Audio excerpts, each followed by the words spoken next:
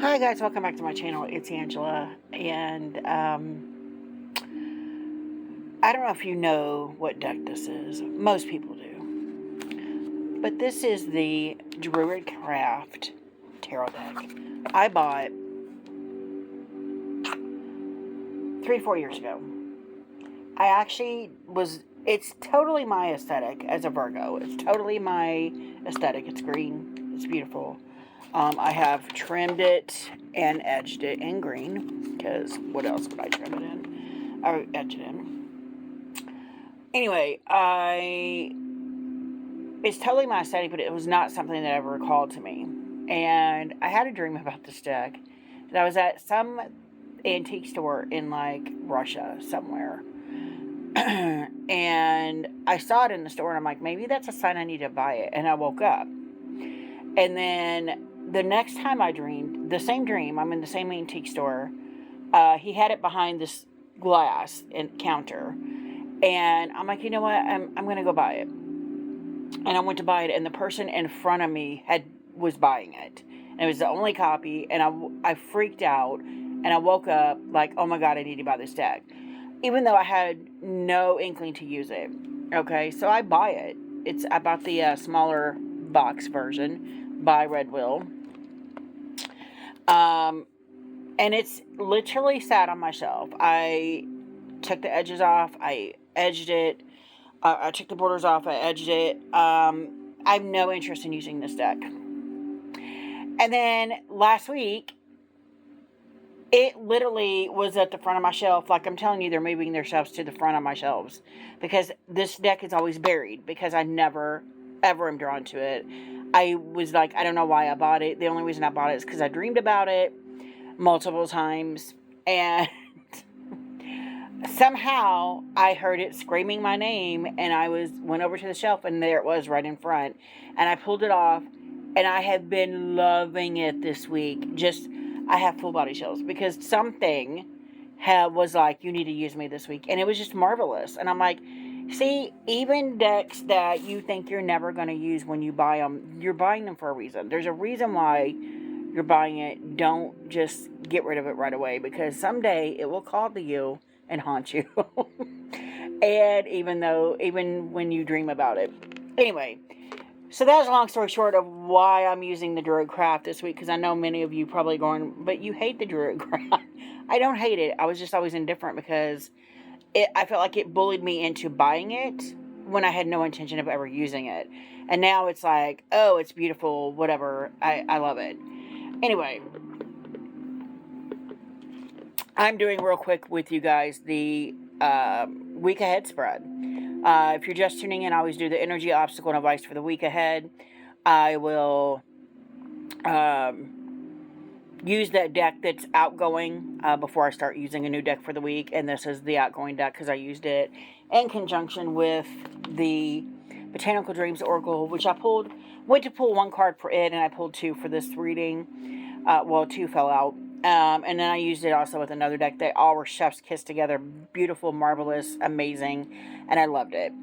And I would have never thought to pair these decks, but the Druidcraft was like, no, it's my time, and you're pairing me with this and this. And I'm like, okay. And it was fabulous. Fabulous. So, anyway, the cards I pulled from the Botanical Dreams Oracle, Floating World, and Manifestation. And just the fact that I pulled Manifestation while using the week of the Druidcraft is crazy. Anyway, so yeah, that's kind of like the overall theme of the week ahead.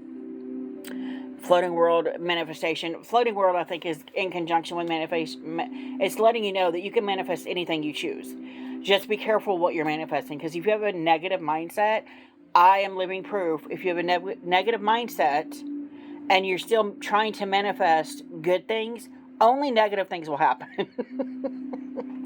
I'm living proof of that because it's happened many times to me. So, anyway, for the energy of the week, I pulled the Seven of Swords. And look, he looks very brow furrowed, very, very worried. And the Seven of Swords to me is all about thievery, stealing something, but in a positive way. This looks very negative, and it's at night, so there's things hidden. He's trying to do something under the cover of night. But in a positive way, you could look at this as I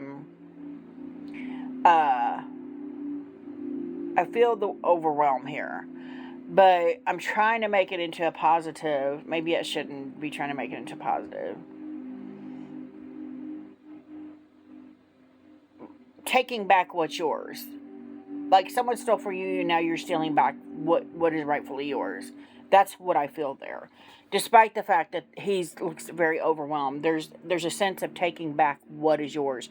Your name, your personality, your strength, your courage, your bravery. Those are all the things I feel like has maybe been stolen from you. Maybe by a relationship that's died, and now you don't trust someone, anybody. And this is you taking that power back this week. Interesting. And this is for the collective, not just for me. Anyway, what's the obstacle of the week? Obstacle is the Ace of Swords.